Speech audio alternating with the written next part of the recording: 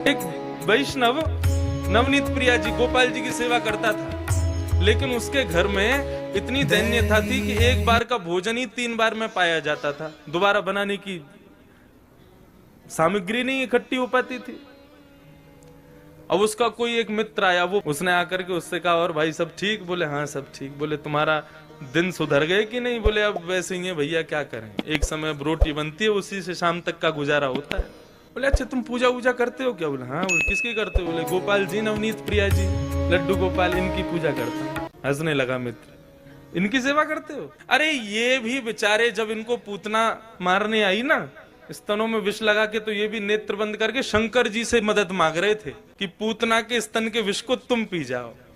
अरे जो अपनी रक्षा स्वयं नहीं कर पाते, तुम्हारी रक्षा क्या करेंगे? इनसे बड़े शंकर जी हैं, शंकर जी को ले आओ, तुम उनकी सेवा शुरू कर दो। अब बेचारा मरता क्या नहीं करता, सब कर लेते हैं। शंकर जी ले आया दूसरे दिन, और नवनीत प्रिया जी, लड्डू गोपाल जी को दूर एक जगह टेबल पे बिठा दिया। बोले तुम्हारी सेवा अब हो गई, तुमने तो कुछ किया नहीं, अब इनकी करेंगे हम। अब शंकर जी की पूजा उसने शुरू कर दी। खूब रुद्राष्टाध्यायी से अभिषेक आदि सब करने के बाद में अगरबत्ती जला करके और त्रिपुंड लगा लिया। पहले तो ऊर्ध्वपुंड लगा रहा था, अब त्रिपुंड लगा करके ओम नमः शिवाय जप करने लगा। अब जैसे ही आंख खोल के देखा तो जो उसने अगरबत्ती जलाई थी उसका धुआं उड़ करके गोपाल जी के पास जा रहा था। अब वो धुआं है, वो तो कहीं भी जा सकता है।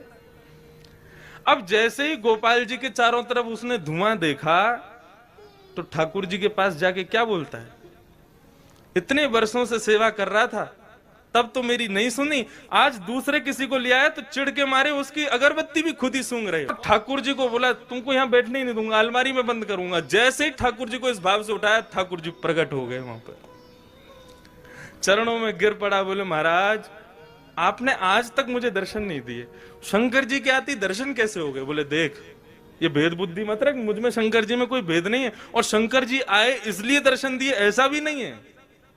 तो बोले क्यों किए, फिर क्यों दिए दर्शन आज आप? बोले कल तक तुझे ये नहीं लगता था कि मेरी नांग सूंघती भी है, कल तक तुझे ये नहीं लगता था कि मुझे भी जलन हो सकती है, लेकिन आज तेरे भीतर ये भाव आया कि मैं चैतन्य हूं, ये अगरबत्ती मैं भी सूंघ रहा हूं, मुझ में भी एक जलनशीलता आई है, मतलब मैं साधारण मूर्ति नहीं, मैं चैतन्य हूं। जब तेरे हृदय में ये भाव आया तो मैं पीछे क्यों हटूं, मैं भी प्रकट हो गया, मैं भी क्यों मूर्ति तक रहूं? जब तू ही मुझे इतना ऊपर पहुंचा चुका है तो मैं भी प्रकट हो गया। तो ठाकुर जी का दूसरा स्वरूप भागवत कहती है चैतन्य।